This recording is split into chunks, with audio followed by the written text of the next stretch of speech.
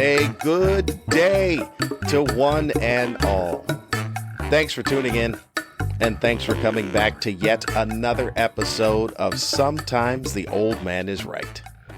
As usual, I am your host, Lamont Ferguson, playing the role of the old man. It's the role I was born to play, is the role of the old man. This is episode 33 of the podcast, season 2, episode 9, if you want to go meta on this. I believe that's the correct term. I'm not talking about Facebook, because, I already talked about that. Nobody's calling them meta. Nice try. But episode 33, last time it was episode 32, and I went off on this whole tangent about Magic Johnson. I will spare you the sports number correlation with 33. 33 is a big number. You know that. Come on. I said I was going to spare you, and now all I can do in my head is think about that. Kareem Abdul-Jabbar, he's number 33. Larry Bird is also number 33. It's a pretty famous number, 33. But this is where we are now.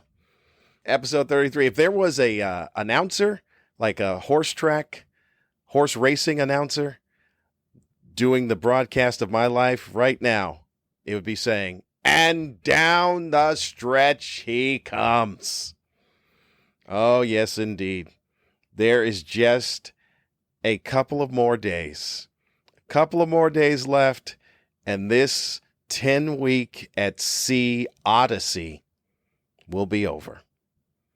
It's been a nice time, but I am looking forward to it being over.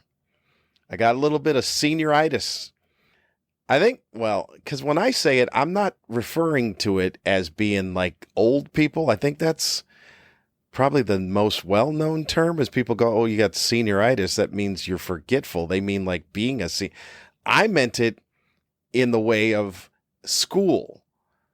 Like when you were in high school, senioritis meant that you were so done and out of school that you just kind of went through the motions.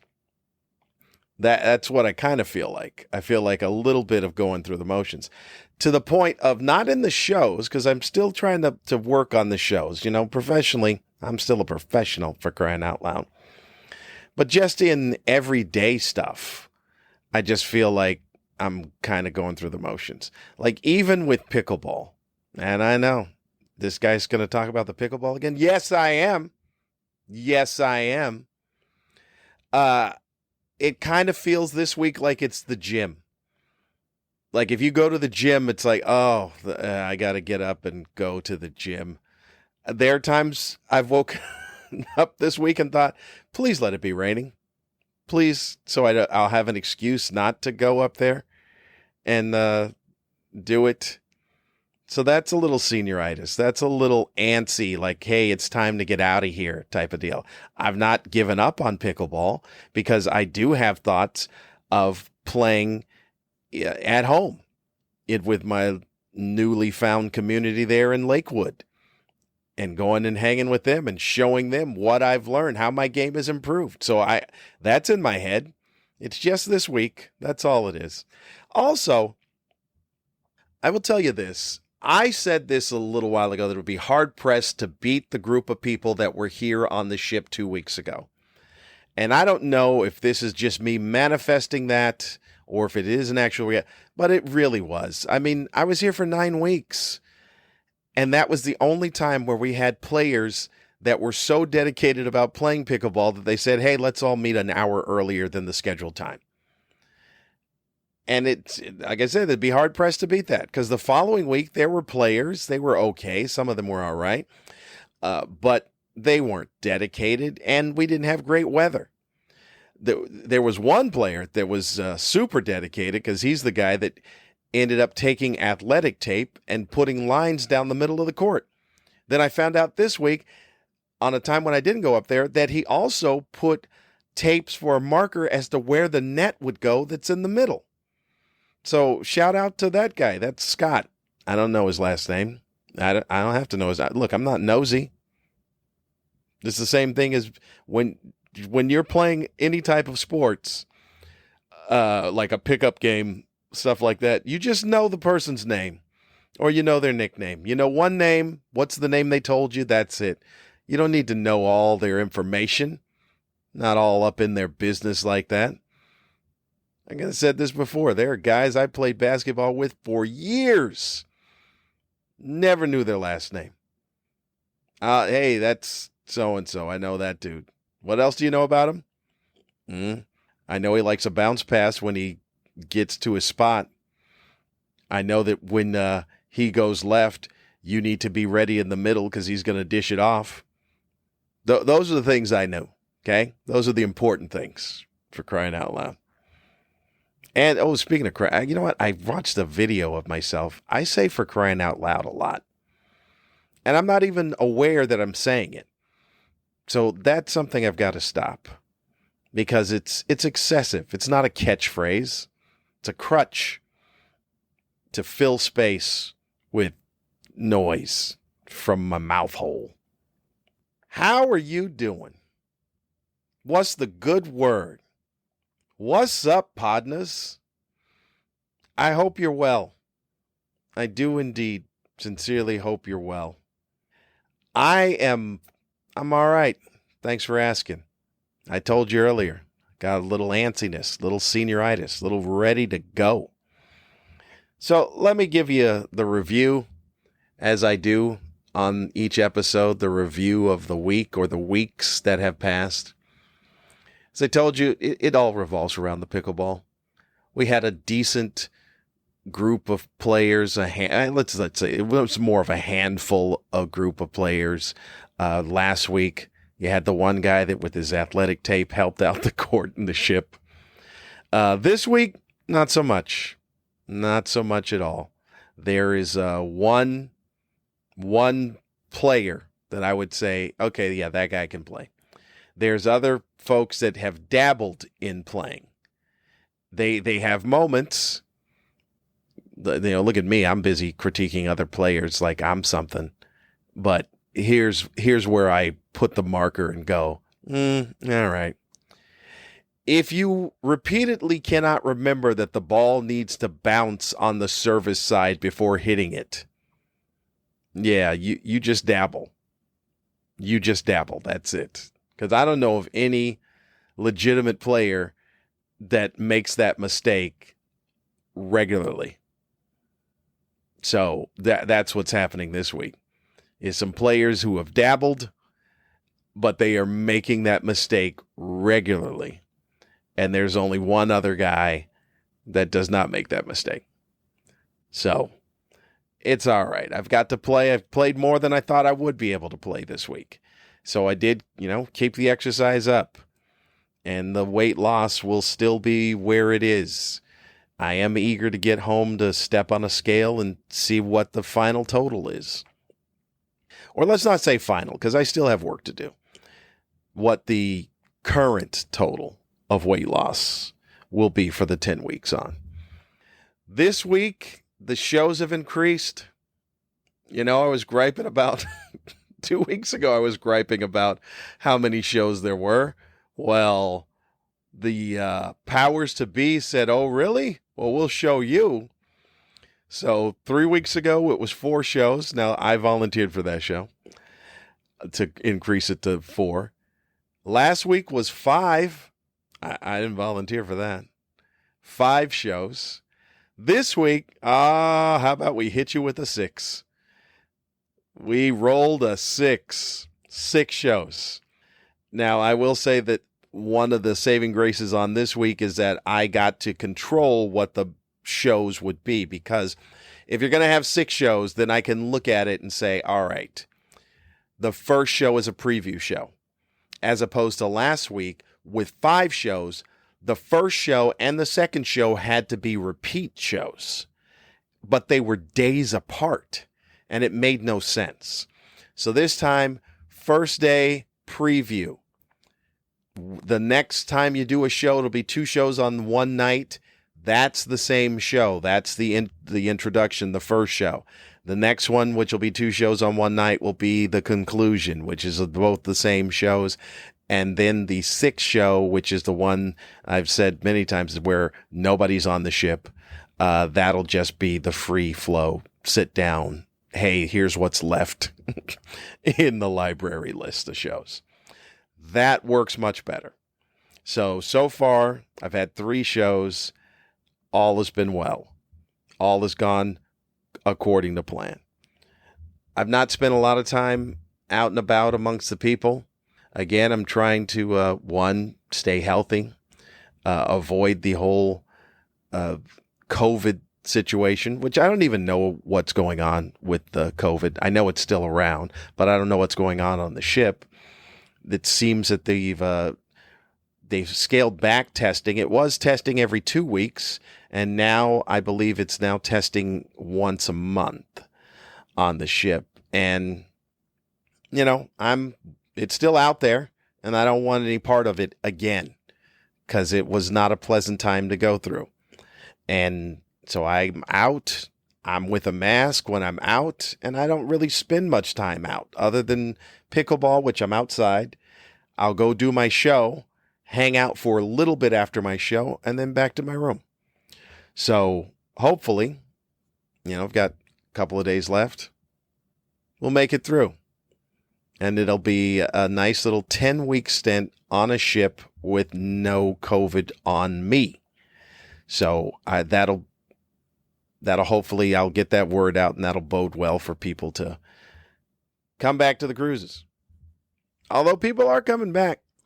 We got a nice passenger load. I think that's the right word, the passenger load for this cruise. This was 1,600 on this ship.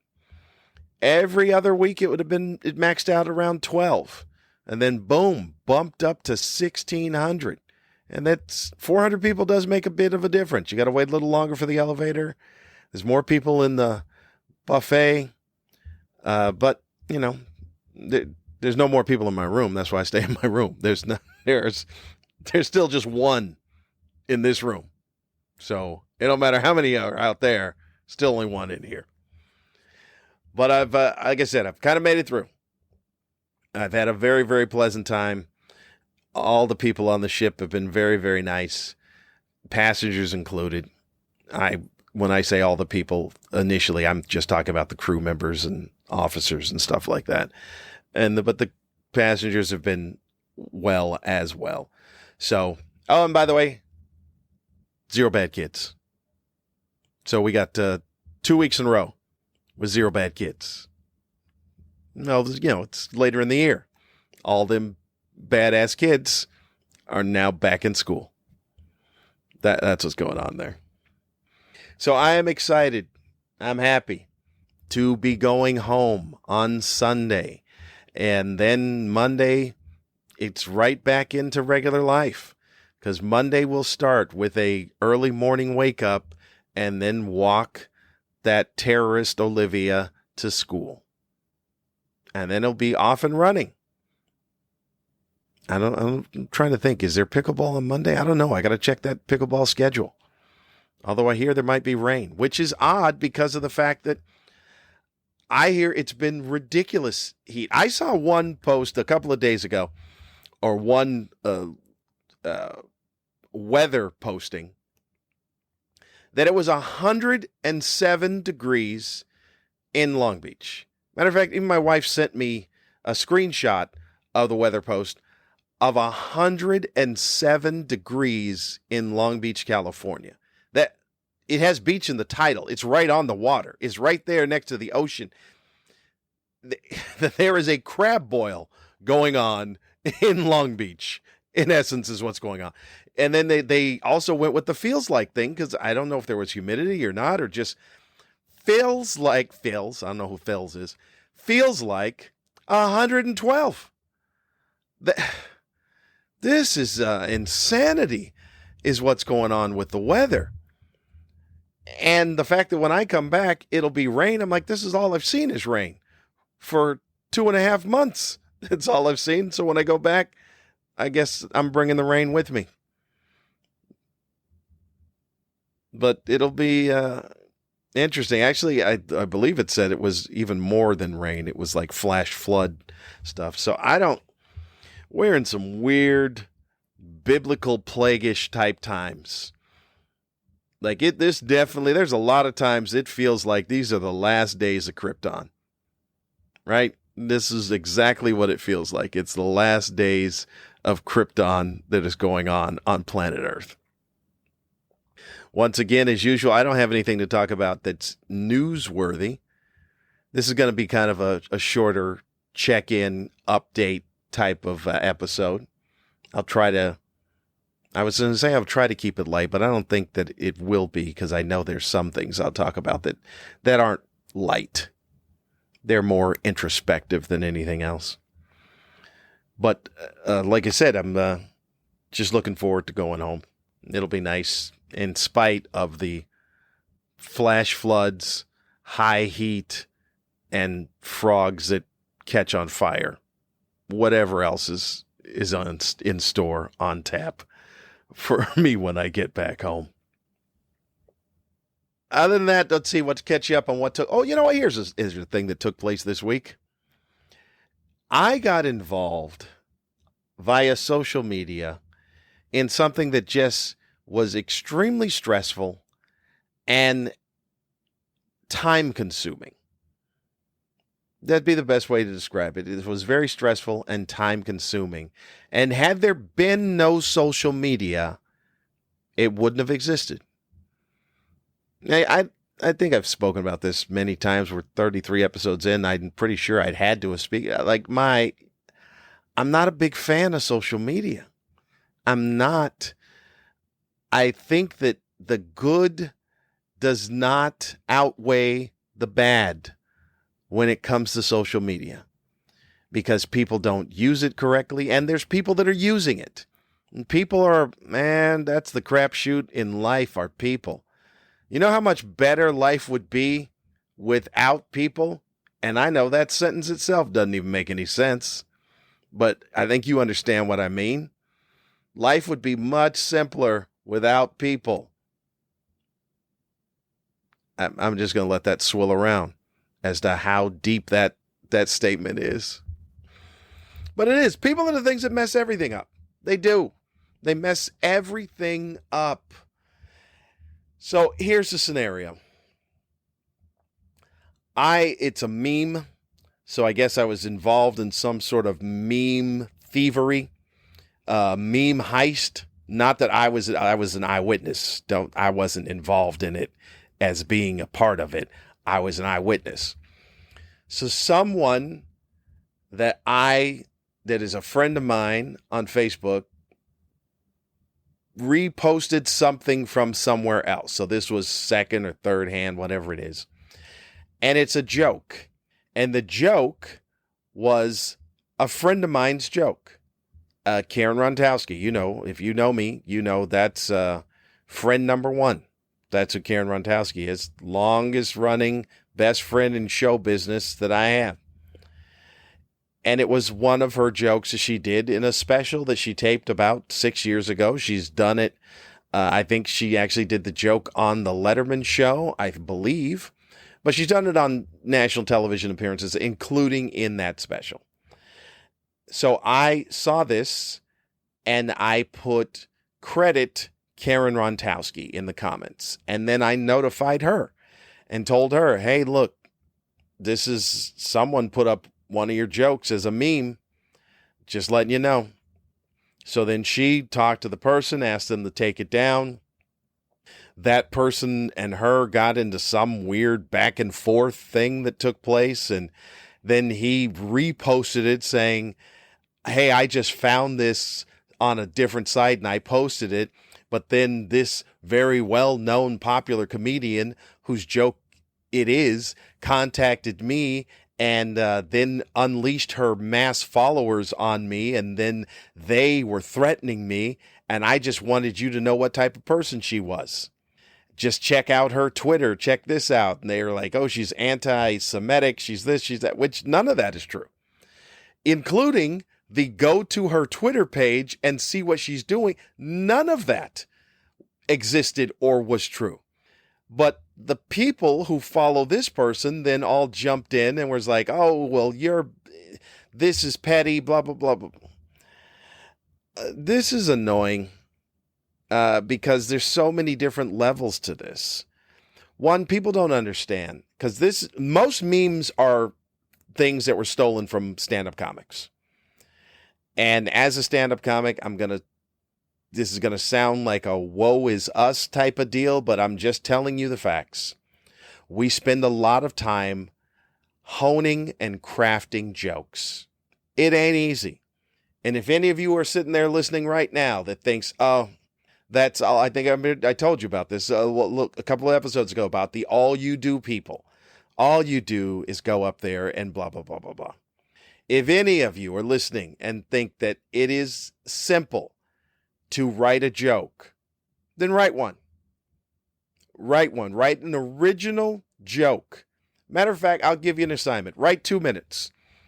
Write 2 minutes of original jokes. Go ahead and email it over to me at oldmanisright@gmail.com. And find out how difficult it is to sit down and write and craft a joke, to trim the fat, to get specifically to the point without giving the punchline away in the setup. It takes a lot of skill and craftsmanship to do that. That's why when we put it into our acts and then we do it and hone it while it's in the act, I guess the best way to describe it is that jokes become like children to you because they're very personal, because you spent so much time working on them and crafting them.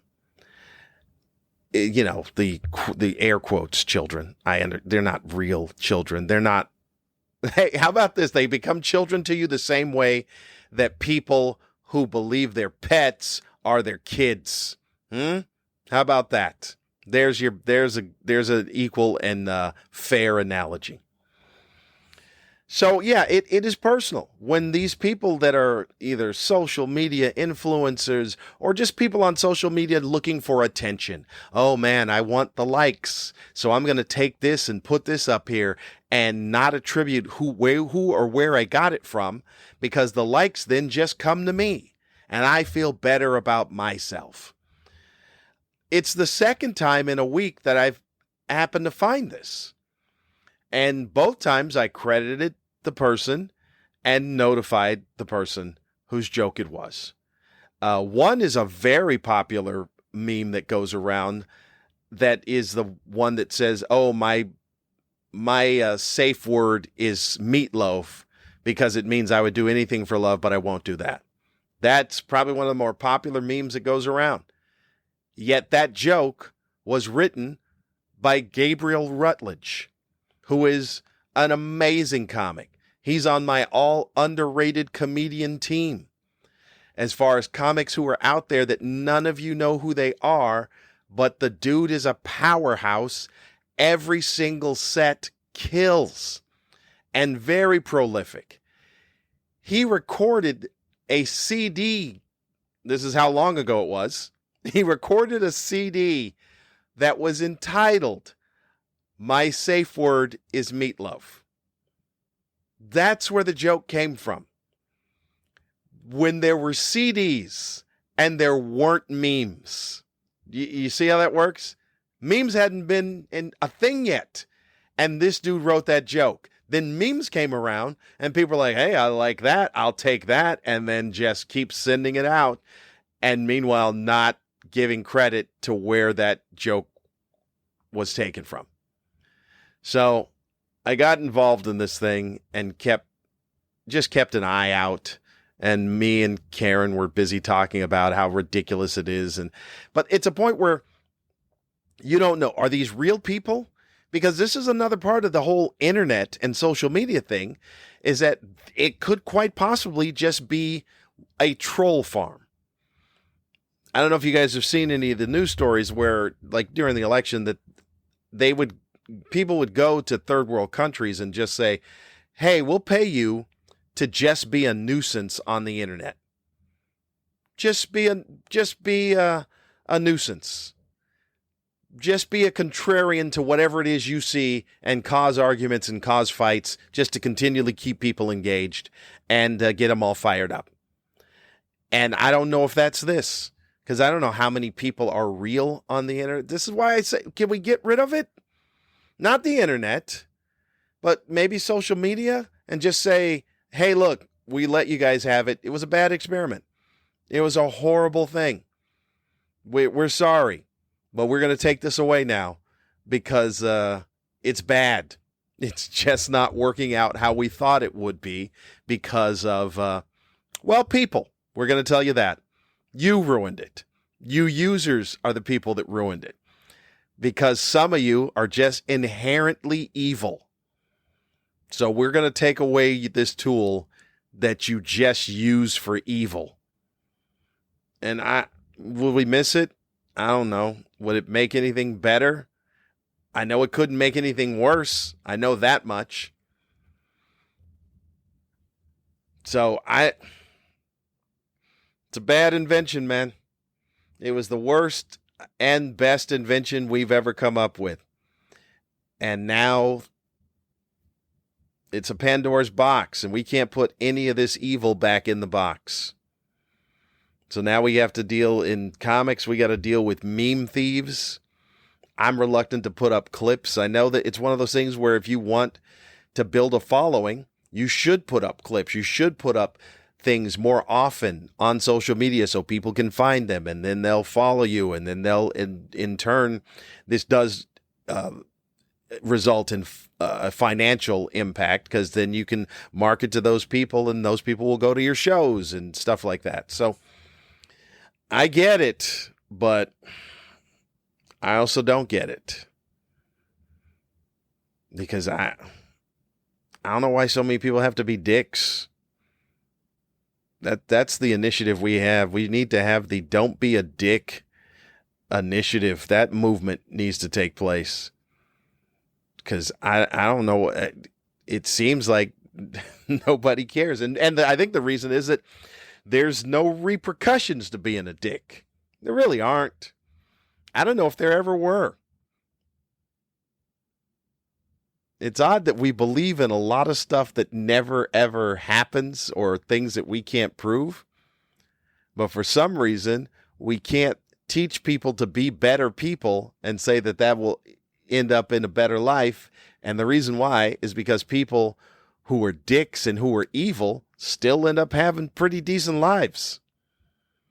So it's hard to teach, hey, just be good because it'll be better for you.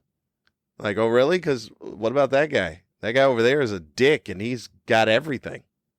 So like I said, I get it, but I don't get it. I know that meme thieves are dicks. I know you were raised wrong by shitty parents. I think you were badass kids who became adults. Don't take credit for things that you didn't come up with. How hard is that?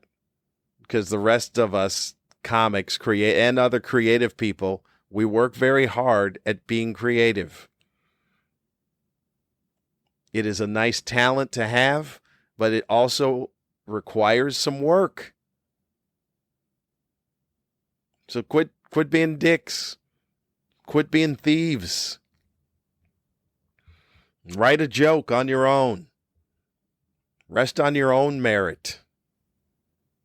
Anyway, that was the week excitement for me, was to have to deal with meme thieves.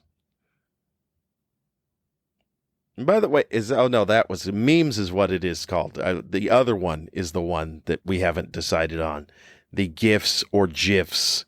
That one, we still don't know how that one is pronounced. I thought it was memes, but it's not memes. Memes is still memes. Other than that, we got sports going on. It's football season. That starts tonight. Now you know what day this is. Football season starts tonight. Hopefully I'll be able to watch that in the room, because that's, again, safe from COVID, unless the players are going to be coughing into the camera and then somehow it makes it into my television.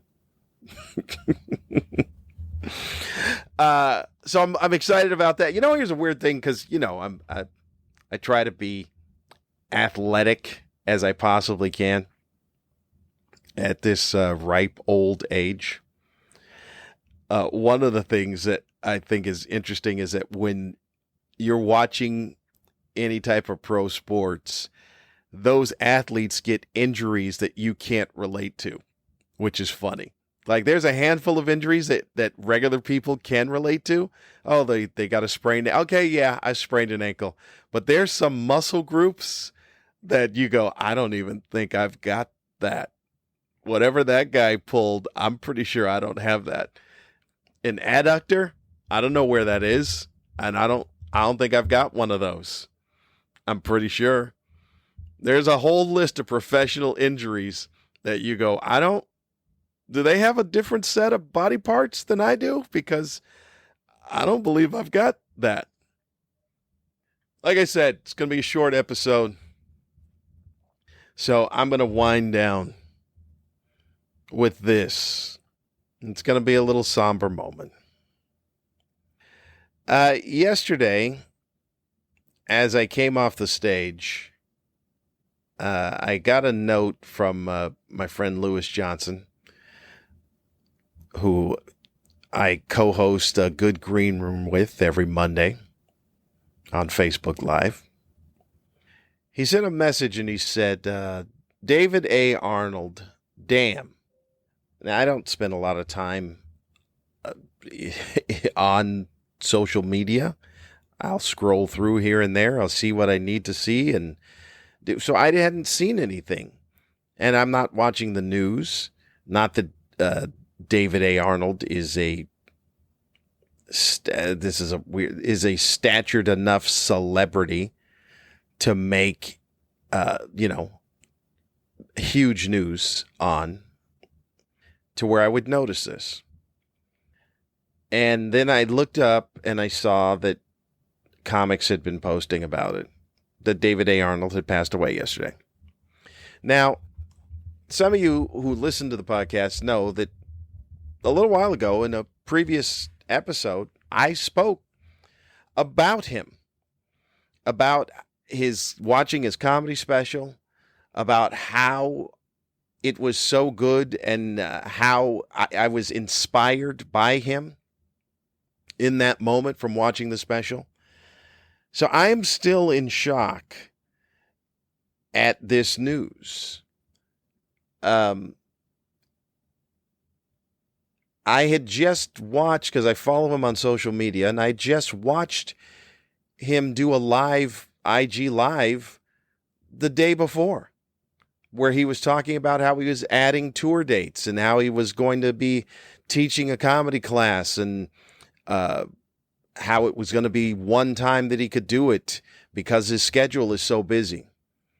And then within a matter of hours, the news is that he has died from a heart attack. David Arnold was 54 years old.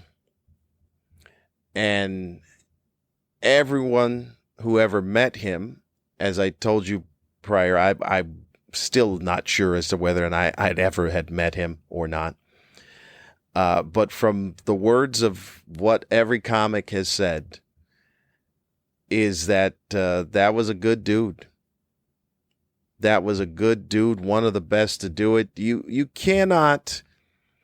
Look, let me tell you something about this business. This business is a monster. This business does not care. This business will eat you up, and spit you out, and keep on walking. They don't care. David Arnold had a lot of shots and a lot of working at this and thought that this was going to be it and that was going to be it. But he kept at it.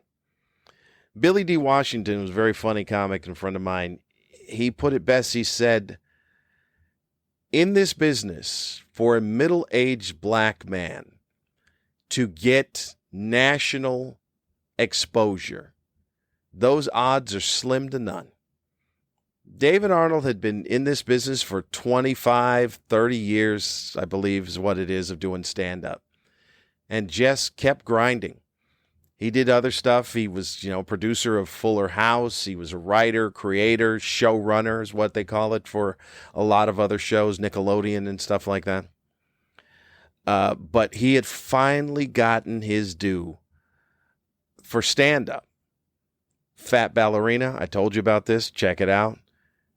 And Ain't for the Weak was his most recent special.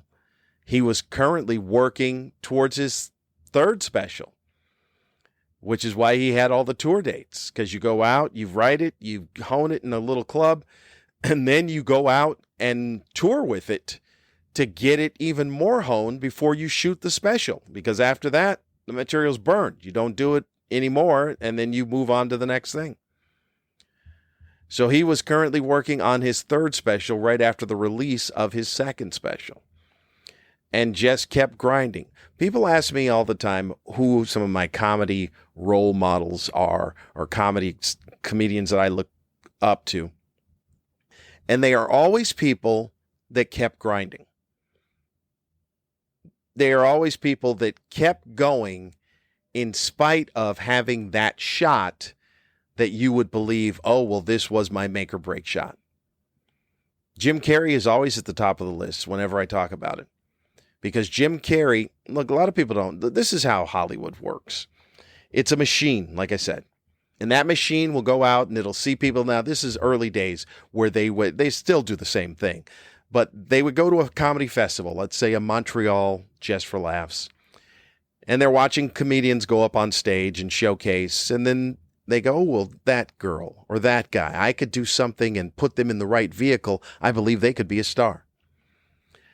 And so they signed him to a developmental deal, which says, hey, we will give you this amount of money, but you are under contract with us. You cannot work on any other projects that go to other places, other networks or something like that, because we're going to try and get you one for this. Hey, here's an NBC developmental deal. We'll give you X amount of money, and we're going to try and work on a deal that puts you in a vehicle that'll help you get to stardom. So that's what it was. That's how the machine works. They still do it now. Maybe not as much at festivals, but this is how it works. Hey, I'm going to come down. I'm going to pick you. I think you could do it. Before anyone knew who Jim Carrey was, when Jim Carrey was just Jim Carrey the comic, the powers to be said, hey, we think this is the guy. We think this is the guy who's going to be a star. NBC signed him to a developmental deal. They put him in a show called Duck Soup or Duck Chronicle. Duck was in the title, which tells you that it was definitely going to be doomed.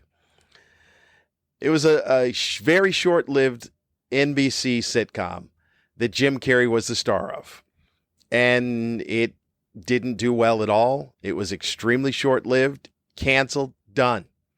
Now, this is how the business works. They'll give you one shot.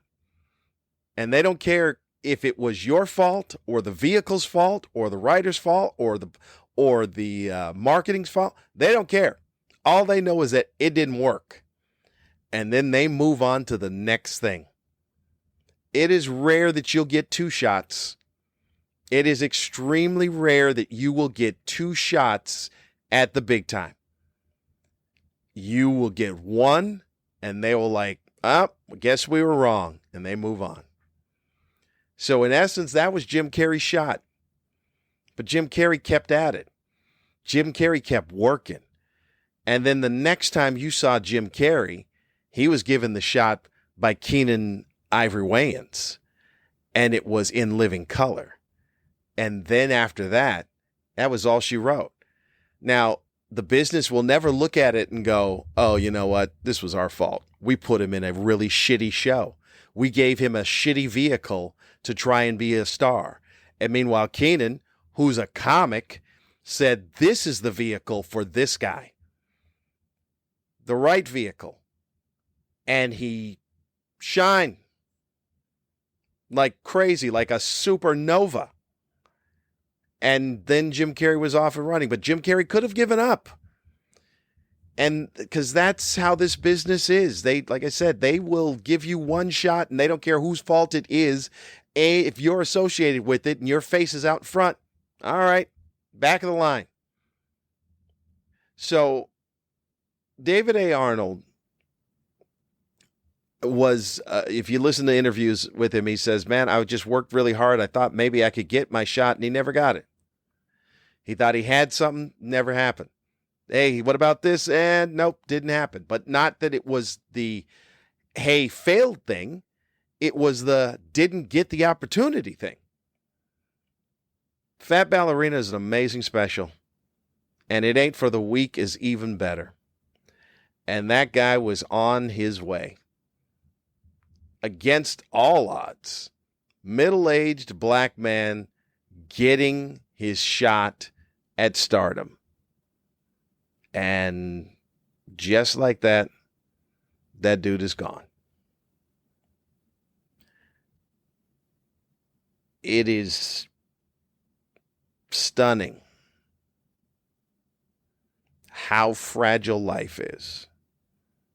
And I'm not saying anything new. I'm not saying anything poignant. We all know this.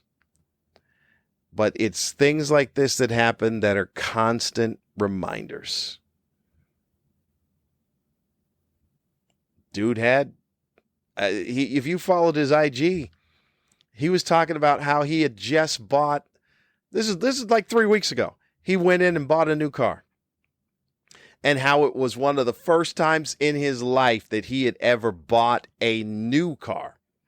Like walked into a car dealership, bought the car new in his life.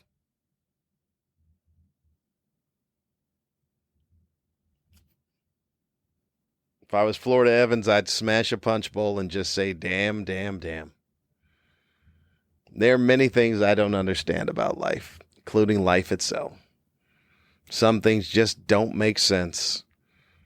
And you can't spend your time trying to make sense out of it because of the fact that life continues to move. And if you spend your time trying to make sense out of it, you're wasting that time. You're wasting that time that could be used for other things. You keep grinding. That's what you do. You just keep grinding.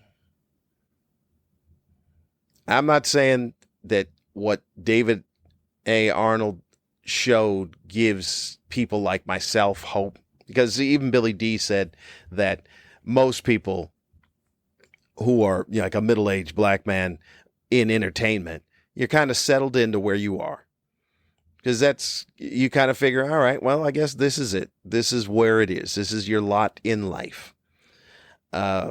Part of you believes that. Part of you has to settle with that. Part of you has to come to terms with, is that what it is? Is this all it is? When we all start out, we all have visions of grandeur. Every person that starts out in show business has a vision of grandeur. I'm going to be rich and famous. That's why that phrase goes together. I do recall that when I first started, somebody asked me if I wanted to be rich and famous.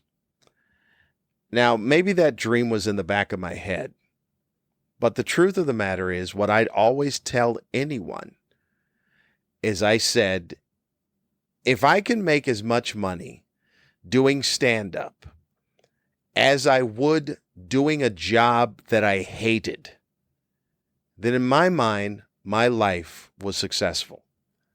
Because I could not imagine the idea of waking up every single morning and going to a job that you could not stand to go to, that you just dreaded, that you just felt, oh, I guess I gotta go to this thing. I get to wake up every morning and do something that I love.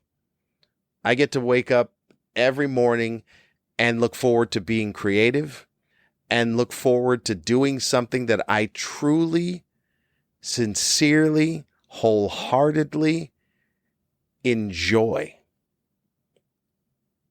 It is a passion to be creative. It is a passion to tinker with jokes and write them and go up and see whether I'm right or wrong, and then go back to the drawing board. And to go up every night, well, look, let's not say every night, because that's a bit much. Come on. I didn't get into this to go up every night. If I wanted to do every night, well, then I'd take that job that I hated. But to be able to go up on nights and have that fun of telling jokes and making people laugh, making people feel good. You know, I mean, there is something about that. There is something within the comic and the entertainer in general that you bring joy to other people. That's a great feeling, to bring joy to some other person's life. You ask all of us, all the entertainers, and you say, what's the greatest thing people have said to you? And they'll have a list. They hold on to them. I have a whole list of either notes or emails of people that said things that said, and they stick with you because they're like, hey, I wasn't having a good day, or I just came from having a very stressful time, and you helped me forget about that for that amount of time. That's crazy. You know who never gets that? The cable company. The cable company never gets that. The DMV never gets that note. Hey, I wasn't having a great day, but you know what? You uplifted me. No. The DMV, the cable company, none of those people ever get that. No, they just don't. But entertainers do. And it means a lot. And to be able to do it is it's a privilege. It's a pleasure. I said this before on one of the podcasts where I'd go, look, we didn't necessarily choose this. It kind of chose us.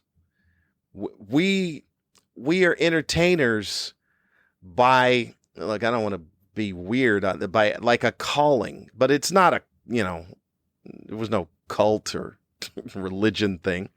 It's just something you feel inside. It's just something you feel, something you go, you know what, this is something I have to do. There were other things I could have done, but I didn't feel passionate about them like this. So you keep pushing on. Like I said, it doesn't happen that often that I found somebody that I saw their work and I was like, okay, let's go. But David A. Arnold was that dude. At least the most recent dude. I watched that dude's work and I was like, all right, let's go. So that dude's gone. Life is precious. You keep pushing. That's what I say. You keep pushing. You take that shot. And even if that shot fails, keep pushing. Because it could not have been your fault. It could have been the vehicle's fault. It could have been whatever it is. You have to have that belief in yourself to keep pushing. David A. Arnold had that. He had that exponentially. So shout out once again. Rest in peace, Mr. Arnold. It was a very short time that you had on this earth, but it was impactful. It impacted a lot of people. It showed them that you just keep pushing. And eventually, maybe you'll get what it is that you deserve. You'll get your flowers, man. Shout out to his family, his wife, his 2 kids, his 2 daughters that he always talked about in his specials. David A. Arnold. Watch his specials again if you haven't watched them. Watch them again. And if you haven't watched them, watch them. Fat Ballerina, it ain't for the weak. Damn.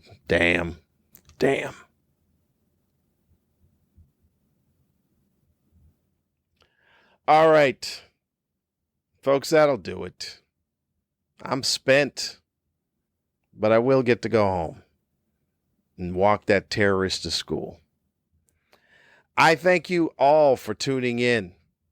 I appreciate each and every one of you that take the time to spend with me and whatever this, like I say, always this nonsense that spills out of my head. It is greatly appreciated. All things Lamont Ferguson can be found at lamontferguson.com. I really need to work on that website.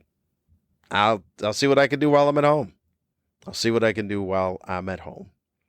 So you can find it there. You can find any other social media following at TV Funny Man on Instagram and the Twitter. And I'm on the Facebook, you know that. Every Monday with Lewis Johnson hosting A Good Green Room on Facebook Live. You can check that out. As far as upcoming dates, at the end of this month, I will be at the Edmonton Comedy Festival. That is coming up soon. So you can check the website. Well, you won't be able to check it by the time you hear this, but next week, check it. And I will have the locales of where I'll be performing in the Edmonton area for that Edmonton Comedy Festival. Other than that, I believe that's about it. I talked about just a handful of things here today. I don't know what I really, it's weird because when I talk and then it's gone. Like if somebody goes, hey, you talked about this in the that episode. And I was like, okay, I'll take your word for it, because it's almost like I go into a trance and then get out of it and then it's done. The same thing happens with my writing, but I talked about some things here. Some things I may have been off on. I don't know. Maybe we do all have the same muscles that athletes have. We just don't call them that. Maybe. But you know the drill. Some things I may have been way off on. But sometimes the old man is right. I'll see you next time.